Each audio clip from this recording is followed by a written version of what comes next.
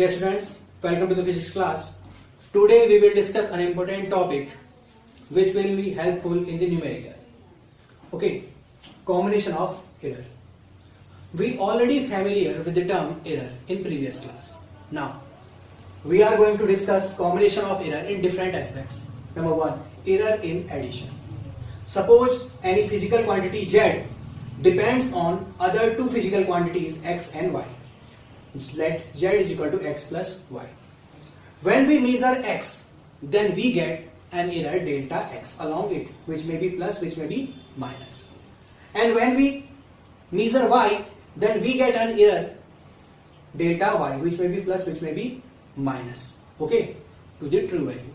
Now, when we found error in X, when we found error in Y, then there will be an error in Z, delta Z, which may be plus, which may be minus. That means Z plus minus delta Z is equal to X plus minus delta X plus Y plus minus delta Y. Now, X plus Y, replace X plus Y by Z. Replace X plus Y by Z, then Z cancel out each other. Okay, this will be cancel out each other. We have the result plus minus delta Z is equal to plus minus delta X plus minus delta Y. Okay, that means error in Z is equal to error in X plus error in Y. If we talk about maximum error, if we talk about the maximum error in Z, that means del Z, delta Z is equal to delta X plus delta Y. We take plus sign. Okay, maximum error in Z will be delta Z is equal to delta X plus delta Y. Okay, now, if you understand error in addition, then you can easily understand error in subtraction. Okay, follow the similar procedure. You can easily understand delta Z is equal to delta X plus delta Y. Okay, you follow the same result. Now, error in multiplication. Suppose a physical quantity Z depends on two other physical quantities X and Y. Let Z is equal to X into Y. Again, in measuring X, we get delta X error. Okay, and measuring Y, physical quantity Y, we get an error delta Y. Then this equation becomes Z plus minus delta Z is equal to X plus minus delta X into Y plus minus delta Y. Okay. Now, by using simple multiplication, algebraic multiplication method, we multiply these and we get this. When X into Y plus minus X dot delta Y plus minus Y dot delta X plus minus delta X into delta Y. Okay. Now here, delta X into delta Y. Delta X is very small number. Delta Y is very small number. And when we multiply two small number, then we get a very small number. Okay. When you multiply 0.01, suppose delta X have value 0.01, delta Y have value 0.01, then when you multiply delta X into delta Y, then you get 0.0001. Okay, very small, very small quantity. So we ignore this term, and the remaining term will be X dot Y plus minus X dot delta Y plus minus Y dot delta X. Okay, which will be equal to Z plus minus delta Z.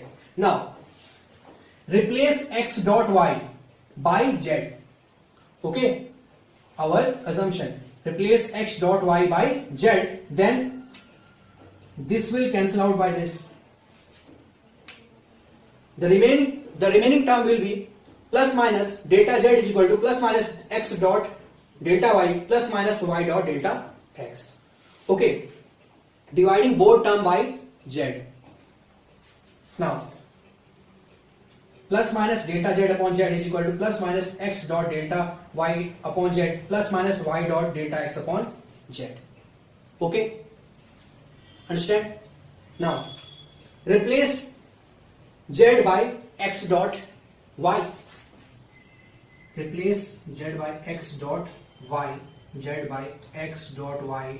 In the right side, x cancel out each other, y term cancel out each other. Then we have plus minus delta z upon z is equal to plus minus delta y upon y plus minus delta x upon x.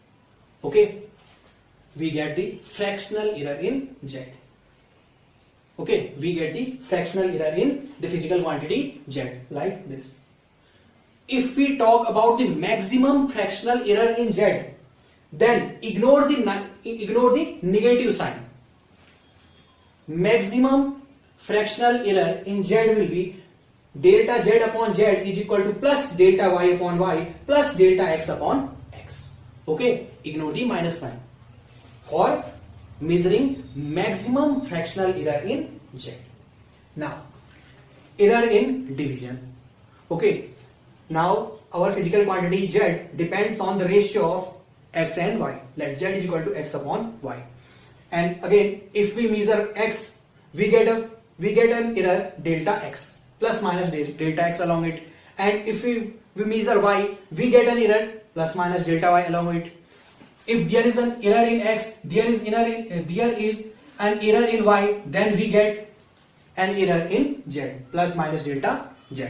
Okay, that means z plus minus delta z is equal to x plus minus delta x upon y plus minus delta y. Now take common z in the left side.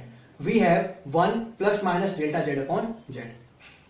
Okay, if we take z common in the left side, then we get this. And if we take x common in the numerator on the left side, on the right side, then we get x into 1 plus minus delta x upon x. And take y common in the denominator, we get y into 1 plus minus delta y upon y. Clear? Now, take this term from denominator to numerator. 1 plus minus delta y upon y. Take this term into numerator, we get minus 1 sign. Okay, this will becomes inverse. Now using binomial method, okay, binomial expansion, this is plus minus multiplied by this minus sign. Plus sign becomes minus and minus sign becomes plus. Okay, the 1 plus minus delta y upon y inverse, from binomial it becomes 1 minus plus delta y upon y. Okay, this plus multiplied by this minus becomes minus, and this minus multiplied by this minus becomes plus. Okay, now we have this formula. When we multiply this by using algebraic method, we get this. Now here x upon y is z, then z cancel out each other. Then what we'll have?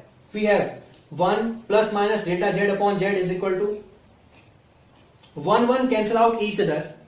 Okay, and again here delta x into delta y.